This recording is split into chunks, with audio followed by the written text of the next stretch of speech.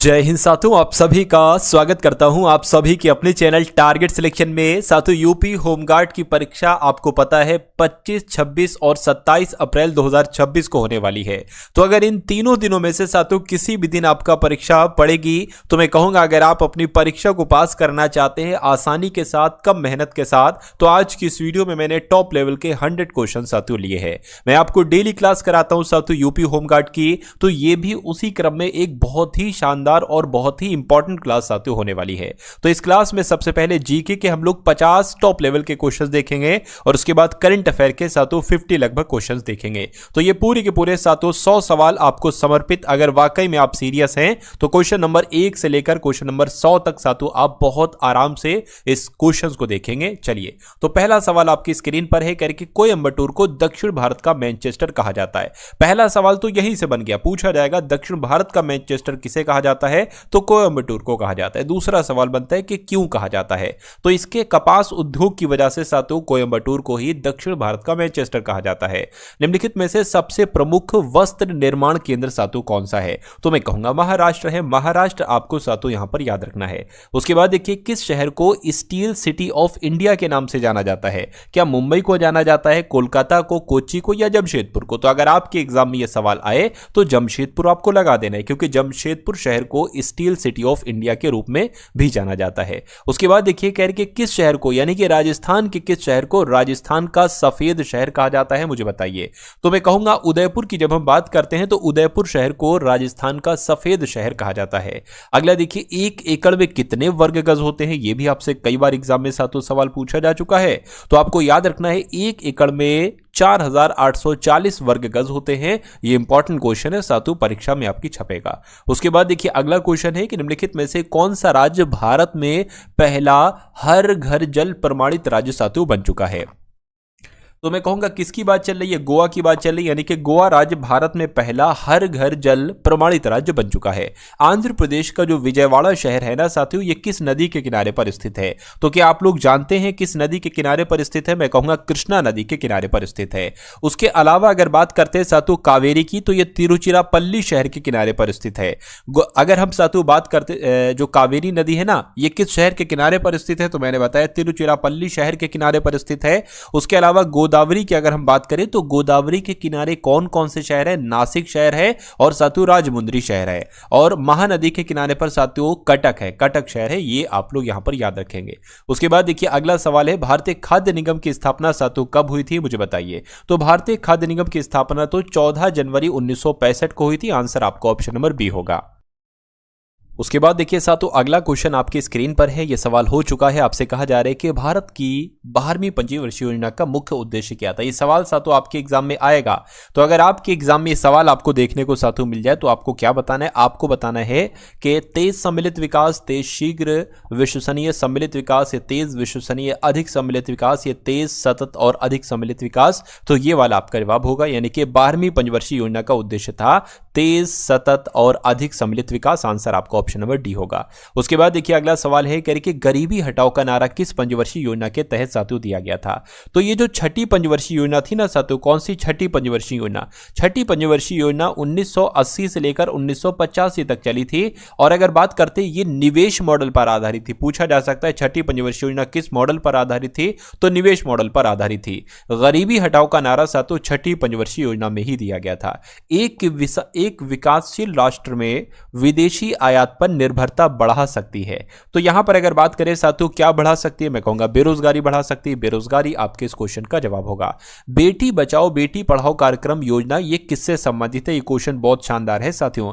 क्या यह भारत में गिरते हुए शिशु लिंग अनुपात का समाधान एवं बालिकाओं को सशक्त बनाने से संबंधित है, यह भारत की महिला आबादी के देखिए महिलाओं की नहीं, बेटी की बात चल रही है यहां पर, तो यह नहीं होगा। सभी बालिकाओं के अनिवार्य प्राथमिक शिक्षा से संबंधित नहीं है। अनिवार्य शिक्षा प्रदान करके जल्दी विवाह से संबंधित नहीं है। बालिकाओं को सशक्त बनाने से संबंधित है, यानी कि सवाल का जवाब आपको ऑप्शन नंबर ए के साथ जाएगा। अगला क्वेश्चन आपकी स्क्रीन पर है, देखिए और बताइए आपका जवाब क्या होगा। साथियों, अगर आपने अभी तक इस वीडियो को लाइक नहीं किया है तो एक लाइक का बटन दबा दीजिए और चैनल पर अगर आप लोग नए हैं तो चैनल को भी तुरंत साथियों सब्सक्राइब कर लीजिए। एक हॉर्स पावर लगभग कितने वॉट के बराबर होता है? तो मैं कहूंगा 746 वॉट के बराबर होता है। वायुमंडल में आर्द्रता को मापने के लिए किस यंत्र का उपयोग किया जाता है? तो आपको याद रखना है साथियों, हाइग्रोमीटर का इस्तेमाल कब किया जाता है? वायुमंडल में आर्द्रता को मापने के लिए हाइग्रोमीटर का इस्तेमाल किया जाता है। हाइड्रोमीटर की अगर बात करें तो अपेक्षित घनत्व मापा जाता है साथियों हाइड्रोमीटर से, और बैरोमीटर की अगर बात करें तो वायुमंडलीय दाब मापा जाता है बैरोमीटर से, और पायरोमीटर की अगर बात करें तो जो उच्च तापमान होता है ना, उच्च तापमान को मापा जाता है पायरोमीटर की मदद से। उसके बाद देखिए हाइपोक्सीमिया क्या है? एक शब्द आपके एग्जाम में आएगा, हाइपोक्सीमिया क्या है? तो रक्त में ऑक्सीजन के निम्न स्तर को कहते हैं। मैं कहूंगा बिल्कुल हाइपोक्सीमिया रक्त में ऑक्सीजन के निम्न स्तर को ही कहा जाता है। वयस्क बिल्ली के कुल कितने दांत होते हैं? तो वयस्क बिल्ली के कुल 30 दांत होते हैं। 30 आपके सवाल का बिल्कुल सही जवाब है। उसके बाद देखिए मकड़ी में श्वसन अंग कौन सा है? तो मकड़ी की अगर बात करें, मकड़ी में श्वसन अंग कौन सा है साथियों? बुक लंग्स जो है ना, ये मकड़ी में श्वसन अंग है। आंसर आपको ऑप्शन नंबर बी होगा। रेगिस्तान का जहाज साथियों किस जानवर को कहा जाता है, मुझे बताइए? तो मैं कहूंगा ऊंट की अगर बात करें, और अगर आपका जवाब भी ऑप्शन नंबर बी था तो बिल्कुल सही था। ऊंट को रेगिस्तान का जहाज कहा जाता है। भोजन के किस अवयव का सकल कैलोरीफिक मान सर्वाधिक होता है? विटामिन का, प्रोटीन का, या कार्बोहाइड्रेट का? मैं कहूंगा यहां पर आपका जवाब जो जाएगा वो वसा के साथ जाएगा, यानी कि भोजन में जो वसा है इसका सकल कैलोरीफिक मान सबसे ज्यादा होता है, सर्वाधिक होता है। आलू निम्नलिखित में से किसका एक प्रमुख स्रोत है? तो आलू से हमें साथियों कार्बोहाइड्रेट्स मिलते हैं, इसलिए आंसर आपको ऑप्शन नंबर डी होगा। उसके बाद देखिए अगला क्वेश्चन है, कह रहे कि निम्नलिखित में से वह पौधा कौन सा है जो अपने भोजन के लिए कीटों को पकड़ लेता है? तो इन चारों पौधों में से वो कौन सा पौधा है? मैं कहूंगा साथियों यूट्री कुलेरिया पौधे की अगर बात करें तो ये वो पौधा है जो अपने भोजन के लिए आसपास के कीटों को ही पकड़ लेता है। उसके बाद देखिए किस राज्य में ड्री त्योहार मनाया जाता है? तो ड्री त्योहार की अगर बात करें तो ये साथियों अरुणाचल प्रदेश में मनाया जाता है। कहां पर? अरुणाचल प्रदेश में ये ड्री नाम का त्योहार मनाया जाता है। किस दिन भारतीय वायुसेना दिवस मनाया जाता है, मुझे बताइए? तो मैं कह सकता हूं 8 अक्टूबर की अगर बात करें तो 8 अक्टूबर को हर साल भारतीय वायुसेना दिवस मनाया जाता है। उसके बाद देखिए संगाई महोत्सव निम्नलिखित में से किस राज्य में आयोजित किया जाता है? तो ये तो साथियों मणिपुर का है महोत्सव है। मणिपुर में साथियों होता है संगाई महोत्सव। आंसर आपका ऑप्शन नंबर ए होगा। उसके बाद देखिए घूमर लोक नृत्य ये बिहार का है, राजस्थान का है, या मध्य प्रदेश का है, या छत्तीसगढ़ का है? तो आपको ये ध्यान रखना है राजस्थान में किया जाता है घूमर नाम का लोक नृत्य। नेक्स्ट नंबर का क्वेश्चन है मोहिनी अट्टम नृत्य रूप निम्नलिखित में से किस राज्य से संबंधित है? तो मोहिनी अट्टम की अगर बात करें तो ये कहां किया जाता है? मैं कहूंगा ये केरल में किया जाता है। अच्छा, ओडिशा में साथियों क्या किया जाता है? कौन सा नृत्य? ओडिसी नाम का नृत्य किया जाता है। कर्नाटक में यक्षगान नाम का नृत्य किया जाता है, और तमिलनाडु में भरतनाट्यम नाम का नृत्य किया जाता है। ये आप लोग यहां पर याद रखेंगे। उसके बाद देखिए अगला क्वेश्चन आपकी स्क्रीन पर है, कि निम्नलिखित में से कौन सा महात्मा गांधी का आर्थिक विचार नहीं है? तो कौन सा आर्थिक विचार नहीं है? देखिए गैर हिंसक अर्थव्यवस्था होना चाहिए, महात्मा गांधी का एक आर्थिक विचार है। उसके अलावा विकेंद्रीकरण, कुटीर उद्योग होना चाहिए, ये भी है। मशीनरी और नवीनतम तकनीक का अधिकतम उपयोग, ये साथियों महात्मा गांधी का ये विचार नहीं है। नहीं है तो यही आपका जवाब हो जाएगा। निम्नलिखित में से कौन सा गांधीवादी दर्शन का हिस्सा नहीं है? तो गांधीवादी दर्शन के हिस्से कौन कौन से हैं? अहिंसा है, ब्रह्मचर्य है, व्यवसाय नहीं है, और सत्याग्रह है। तो इस सवाल का जवाब आपका ऑप्शन नंबर सी होगा। अगला देखिए महात्मा गांधी के लिए भारतीय मानवता की एकता, इसकी आर्थिक स्वतंत्रता और समानता का प्रतीक है। तो किसकी बात चल रही है? मैं कहूंगा खादी की बात चल रही है, यानी कि महात्मा गांधी जी के लिए खादी जो थी ना, खादी ये भारतीय मानवता की एकता, इसकी आर्थिक स्वतंत्रता और समानता का प्रतीक था। उसके बाद देखिए महात्मा गांधी ने सत्याग्रह सभा की स्थापना साथियों कब की थी? आपसे पूछी जा रही है। तो फरवरी 1919 में की थी। क्या? फरवरी 1919 में की थी। और आपको ध्यान रखना है महात्मा गांधी जी ने रॉलेट एक्ट के विरोध के लिए साथियों सत्याग्रह सभा की स्थापना की थी 1919 में। नेक्स्ट नंबर का क्वेश्चन है कि निम्नलिखित में से किस नेता को नेताजी कहा जाता है? तो किस नेता को नेताजी कहा जाता है? मैं कहूंगा सुभाष चंद्र बोस को साथियों नेताजी के नाम से जाना जाता है। उसके अलावा अगर बात करते हैं साथियों मोहम्मद अली जिन्ना की, तो इनको कायदे आजम कहा जाता है। क्या कहा जाता है? इनको कायदे आजम के नाम से जाना जाता है। और ये तो आपको पता ही होगा साथियों, इनको राष्ट्रपिता कहा जाता है। तो कुल मिला के आपका जवाब अगर ऑप्शन नंबर बी के साथ है तो बिल्कुल करेक्ट है। अगला क्वेश्चन देखिए आजाद हिंद फौज किसके नेतृत्व में लड़ी गई थी? तो आजाद हिंद फौज की अगर बात करें तो ये सुभाष चंद्र बोस के नेतृत्व में लड़ी गई थी। ये बात आपको ध्यान रखना है। आजाद हिंद फौज का गठन कब किया गया था साथियों? 1943 में इसका गठन किया गया था। और इसका गठन किसने किया था साथियों? मोहन सिंह ने किया था। किसने इसका गठन किया था? मोहन सिंह ने इसका गठन किया था, लेकिन इसका नेतृत्व जो किया वो सुभाष चंद्र बोस के द्वारा किया गया था। ये बात आप लोग यहां पर याद रखेंगे। उसके बाद देखिए अगला क्वेश्चन आपकी स्क्रीन पर है, कह रहे ब्रिटिश भारत की पहली पूर्ण आधुनिक समकालिक में आयोजित की गई थी। यानी कि जनगणना साथियों कब आयोजित की? ब्रिटिश भारत की पहली पूर्ण आधारित समकालिक जनगणना ये कब आयोजित की गई थी? तो ये 1881 में आयोजित की गई थी। ये बात आपको साथियों याद रखना है, आंसर आपका ए होगा।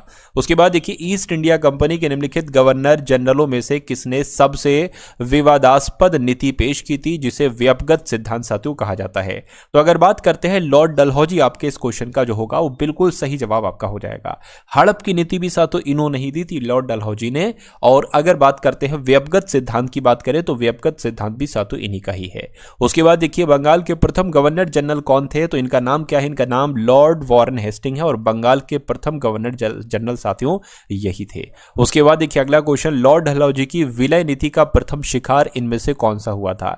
तो अगर बात करते हैं साथियों सतारा की, तो लॉर्ड डलहौजी की विलय नीति का प्रथम शिकार जो हुआ था वो सतारा हुआ था। ये भी आप लोग यहां पर याद रखेंगे। अगला देखिए जॉन मार्ले द्वारा तैयार किया गया मार्ले मिंटो सुधार निम्नलिखित में से किस वर्ष में अधिनियमित किया गया? तो ये साथियों 1909 में अधिनियमित किया गया। आंसर आपका जो जाएगा वो ऑप्शन नंबर ए के साथ जाएगा। उसके बाद देखिए साथियों जितने भी जो भी सवाल मैं आपको करवा रहा हूं, देखिए 1 से लेकर 100 तक करवाऊंगा। अगर आप वाकई में सिलेक्शन लेना चाहते हैं तो आप इन सभी सवालों को बहुत अच्छे तरीके से तैयार करेंगे।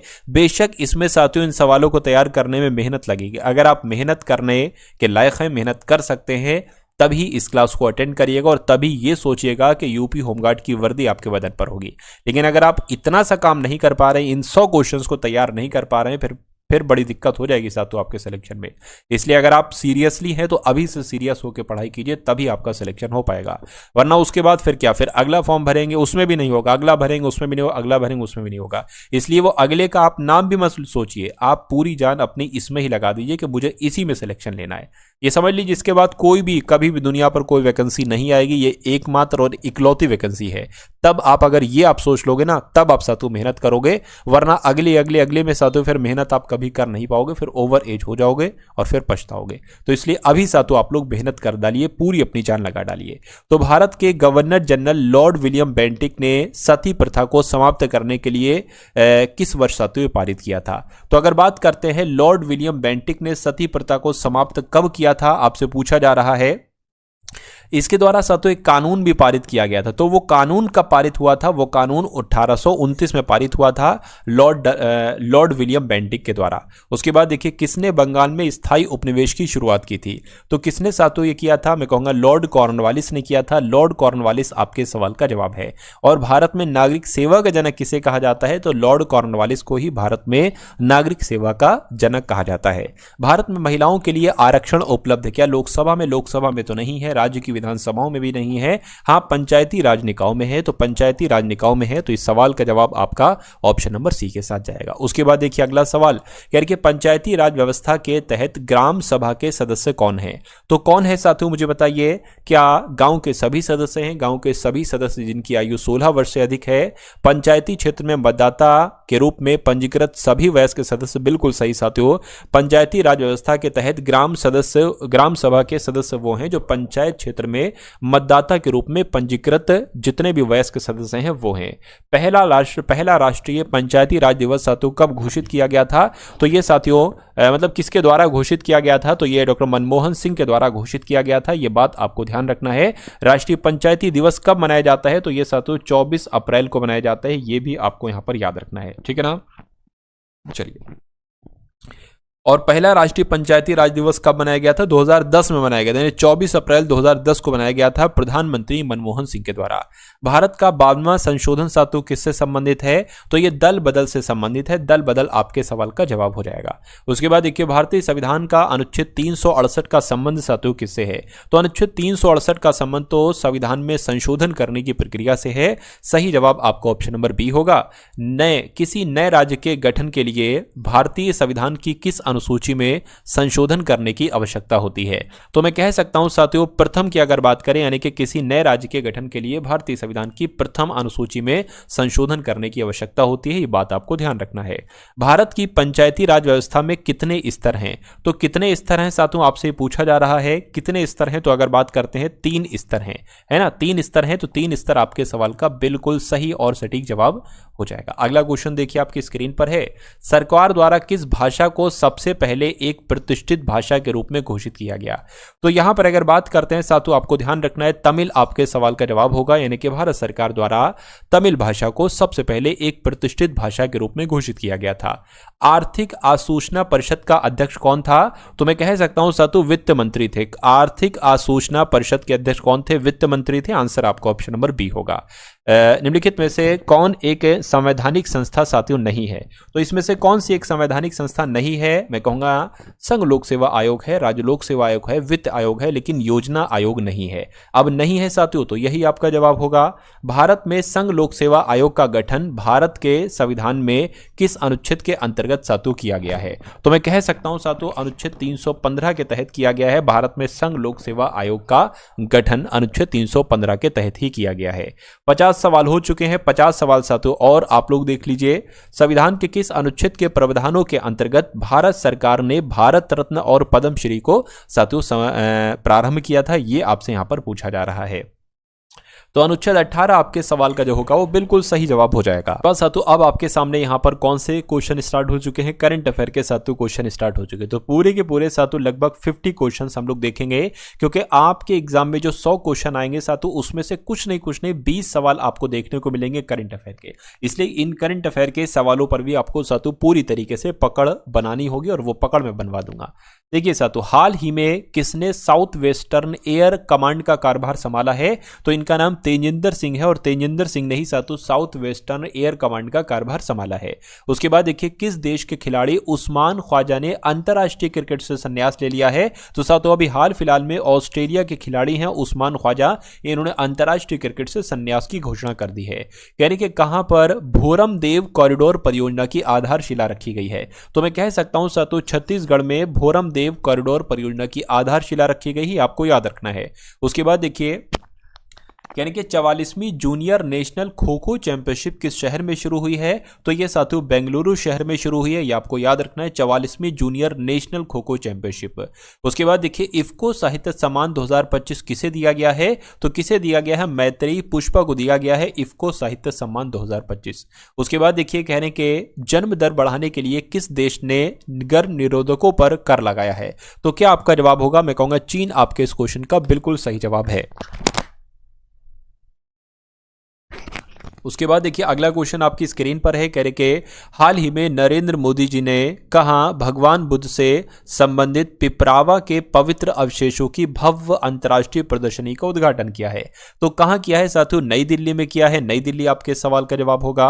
उसके बाद देखिए किसने क्रिप्टो करेंसी माइनिंग और ट्रेडिंग को कानूनी मान्यता दी है? तो किसने दी है साथियों? मैं कह सकता हूं यूएई ने, तुर्कमेनिस्तान ने, है ना, या साथियों सऊदी अरब ने। तुर्कमेनिस्तान आपके इस क्वेश्चन का जवाब होगा, क्योंकि तुर्कमेनिस्तान ने क्रिप्टो करेंसी माइनिंग और ट्रेडिंग को कानूनी मान्यता दी है। उसके बाद देखिए किस मंत्रालय ने अपना नया लोगो जारी कर दिया है? तो मैं कहूंगा सांख्यिकी मंत्रालय की अगर बात करें तो अभी हाल फिलहाल में सांख्यिकी मंत्रालय ने अपना नया लोगो जारी किया है। किस राज्य सरकार ने सरकारी कर्मचारियों को उनके अंतिम मूल वेतन का 50% देने की गारंटी दी है? तो मैं कहूंगा ये काम कर्नाटक ने तो नहीं, ये काम तमिलनाडु ने किया है। तो तमिलनाडु आपके इस क्वेश्चन का जवाब होगा, यानी कि तमिलनाडु राज्य सरकार ने सरकारी कर्मचारियों को उनके अंतिम मूल वेतन का 50% देने की गारंटी दी है।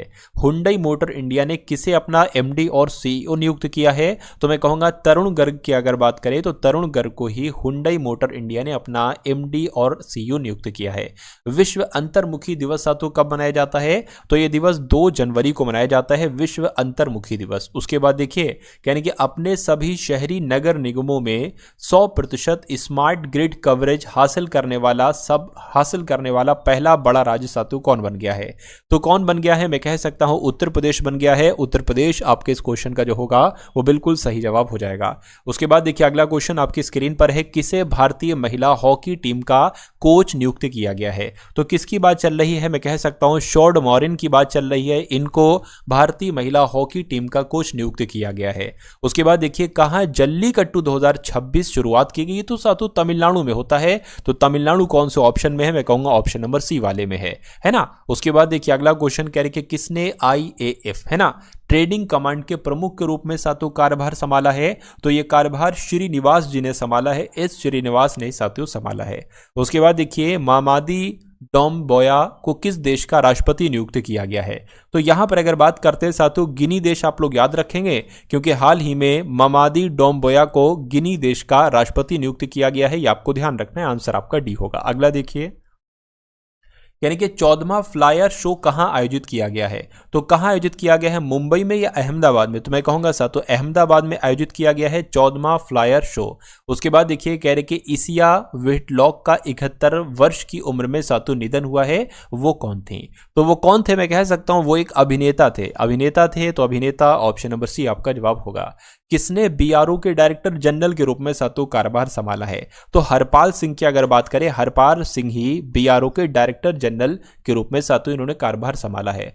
69 साल बाद किस देश के बेजीमियानी ज्वालामुखी में विस्फोट साथियों हुआ है? तो रूस में हुआ, यानी कि 69 साल बाद रूस के बेजीमियानी ज्वालामुखी में विस्फोट हुआ है। यह क्वेश्चन इंपॉर्टेंट है, आपके एग्जाम में आएगा। यानी कि कहां जन विश्वास बिल 2026 को मंजूरी दी गई है?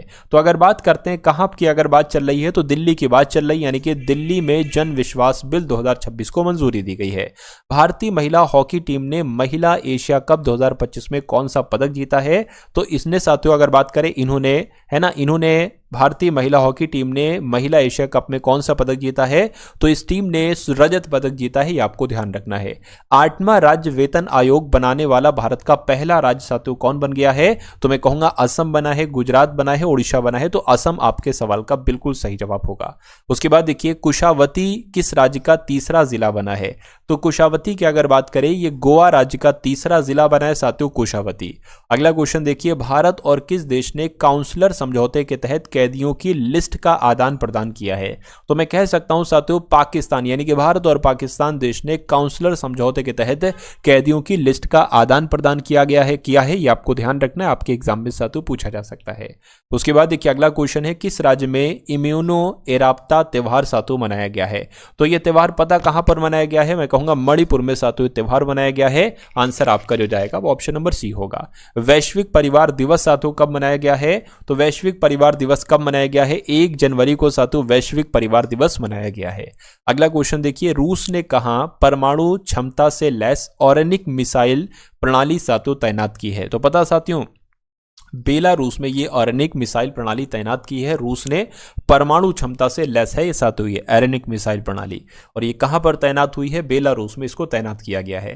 हुंडई इंडिया ने किसे अपना एमडी और सीईओ नियुक्त किया है? मैं कहूंगा तरुण गर्ग को किया है। ये सवाल हम लोग पढ़ चुके हैं अभी कुछ देर पहले।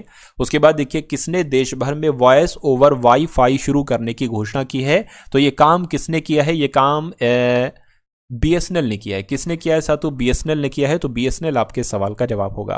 भारतीय वायुसेना ने vice chief of air staff का पद किसने संभाला है? तो मैं कहूंगा नागेश कपूर ने संभाला है। नागेश कपूर आपके सवाल का जवाब होगा। उसके बाद देखिए किसने यूरो को अपनी आधिकारिक मुद्रा के रूप में स्वीकार किया है? तो पता साथियों किसकी बात चल रही है?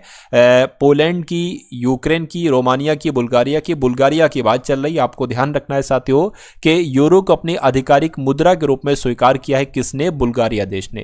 किस देश की पहली वंदे भारत स्पीलर ट्रेन गुवाहाटी और किस शहर के बीच चलेगी? तो यह साथियों गुवाहाटी और कोलकाता के बीच चलेगी। ये आपको ध्यान रखना है। आंसर आपका ऑप्शन नंबर बी होगा। उसके बाद देखिए अगला क्वेश्चन है, कह रहे कि 1 जनवरी 2026 को डीआरडीओ का कौन सा स्थापना दिवस मनाया गया है? तो 68वां साथियों इसका स्थापना दिवस मनाया गया है डीआरडीओ का 1 जनवरी 2026 को, क्योंकि डीआरडीओ दिवस 1 जनवरी को मनाया जाता है, तो 1 जनवरी 2026 को 68वां स्थापना दिवस मनाया गया है। न्यूयॉर्क शहर के मेयर के रूप में शपथ ग्रहण की है, तो किसने की है आपको याद रखना है, जोहरान ममदानी की अगर बात करें तो जोहरान ममदानी साहब न्यूयॉर्क शहर के मेयर बन चुके हैं साथियों। अगला क्वेश्चन देखिए, आपसे कहा जा रहा है कि कहां लुप्त प्राय पक्षी प्रजातियों के संरक्षण के लिए एक नई परियोजना को मंजूरी दी गई है, तो यह काम नई दिल्ली में किया गया है। नई दिल्ली आपके सवाल का जवाब होगा।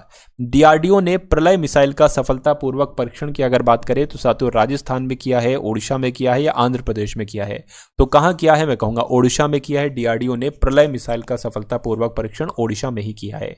YJ-20 नामक हाइपरसोनिक एंटी शिप मिसाइल को किस देश ने विकसित किया है, तो किस देश ने विकसित किया है, मैं कह सकता हूं चीन देश ने विकसित किया है। चीन आपके सवाल का जवाब होगा।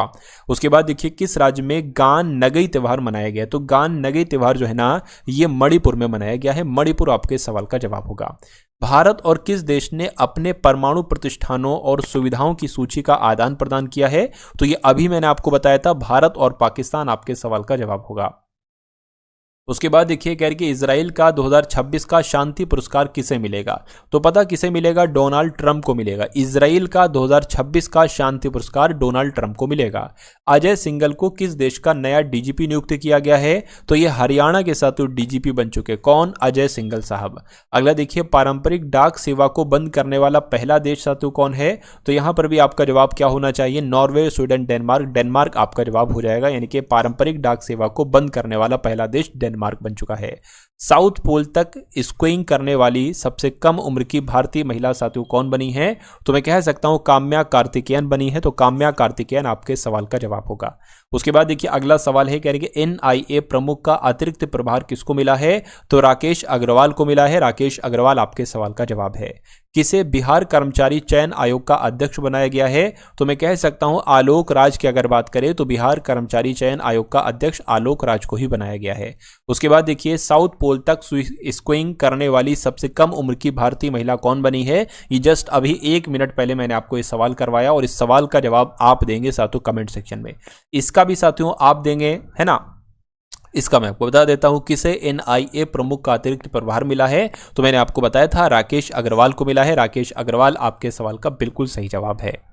अगर बात करें साथियों NIA की फुल फॉर्म क्या है, तो साथियों इंग्लिश में की अगर बात करें, इंग्लिश में इसको नेशनल इन्वेस्टिगेशन एजेंसी कहा जाता है ना, राष्ट्रीय यानी कि राष्ट्रीय जांच एजेंसी भी इसको हम लोग यहाँ पर कह सकते हैं।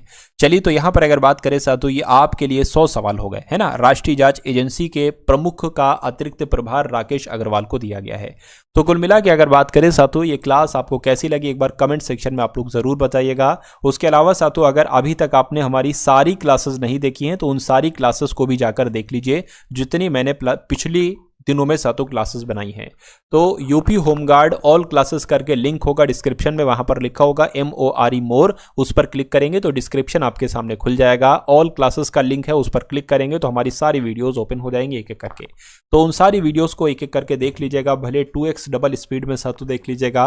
उसके अलावा डिस्क्रिप्शन में एक टेलीग्राम ग्रुप है, उसको सातों ज्वाइन कर लीजिएगा। व्हाट्सअप ग्रुप है, उसको भी सातों ज्वाइन कर लीजिएगा। और इस वीडियो को हो सके तो अपने मित्रों के साथ जरूर शेयर कर दीजिएगा, ठीक है ना। और वीडियो को लाइक नहीं किया तो वीडियो को लाइक भी जरूर कर दीजिएगा। मिलते हैं हम सभी लोग आने वाली वीडियो में। जय हिंद साथियों।